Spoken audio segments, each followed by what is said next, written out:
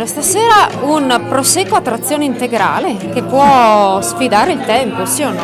Assolutamente sì, ci tenevo particolarmente a questa serata comunicare le potenziali di evoluzione del tempo, no? Quindi una verticale di Colfondo a fine stagione, ci tenevo particolarmente, lo ripeto, ed è stata veramente emozionante, ha stupito anche me che avevo delle aspettative importanti.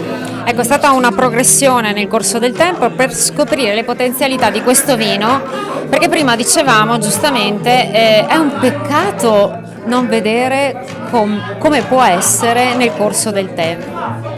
Sicuramente il Conegliano Valdobbiadene oggi è un territorio di eccellenza ed ha una potenzialità attualmente poco espressa, che è quello dei rifermentati in bottiglia. Si sta studiando, si sta sperimentando, si sta cercando qual è probabilmente la via migliore per esprimere questo tipo di territorio, che attraverso questo metodo riesce nel tempo ad avere dei risultati di assoluta rilevanza, mi permetto anche di dirlo, perché quello che abbiamo assaggiato stasera è un percorso figlio di 10 anni di lavoro di ricerca, che con un approccio di assoluta sostenibilità, di assoluta pulizia e rispetto e di assenza di condimenti, perché parliamo di vini comunque che non hanno solfiti liberi, che non hanno subito filtrazioni, non hanno subito una serie di trattamenti, quindi parliamo di materie integrali,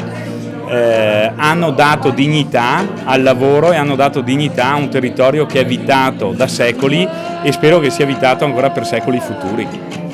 Ecco, questa sera avete citato il termine integrale, abbiamo fatto una battuta iniziale. Marchiori propone un percorso inedito che è quello sulla vinificazione, quindi l'imbottigliamento. Stasera abbiamo fatto un percorso di degustazione sulle varietà indigene. Perché questo? Perché la bellezza dell'Italia sta nella biodiversità e secondo me tutti i produttori artigiani italiani di queste botteghe 2.0 di sapori dovrebbero custodire quello che è il bagaglio di biodiversità che ci regala questo territorio bellissimo che è l'Italia.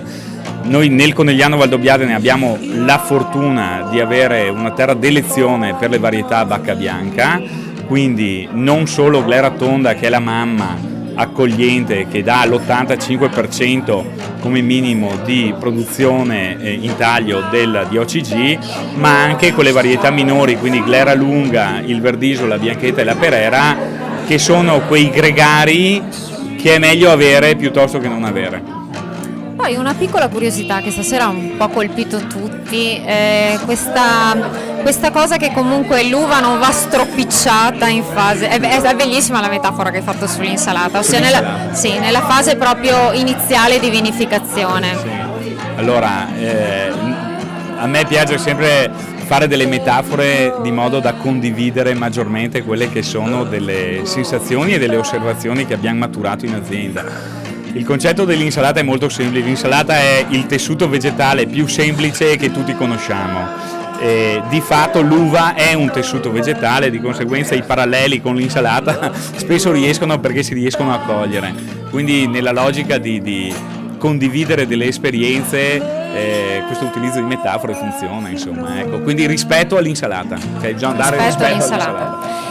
Chiudiamo con comunque un plauso ancora a Vladimiro Gobbo, delegato di... Vorrei ricordare infatti stavo dicendo, ci arriviamo a Vladimiro Gobbo, che è il delegato di Ice Treviso, che ha scelto questa location, il ristorante Trepanocce, che comunque ci ha ospitato e ci ha accolto con un percorso di degustazione comunque su prodotti del territorio, quindi abbiamo fatto centro su tutti e due i fronti, abbinamento cibo vino del territorio, e ancora una volta una degustazione originale, perché voi qui a Treviso siete originali, quindi complimenti a te. Sì, ci piace non essere banali, ci piace spaziare sul territorio, essere qui al Trepanocce con Tino Vettorello, con il quale abbiamo condiviso anche il risotto e il sommelier, ma anche altri percorsi al di fuori delle AIS o condivisi con AIS, e quindi per me è un privilegio conoscere particolarmente.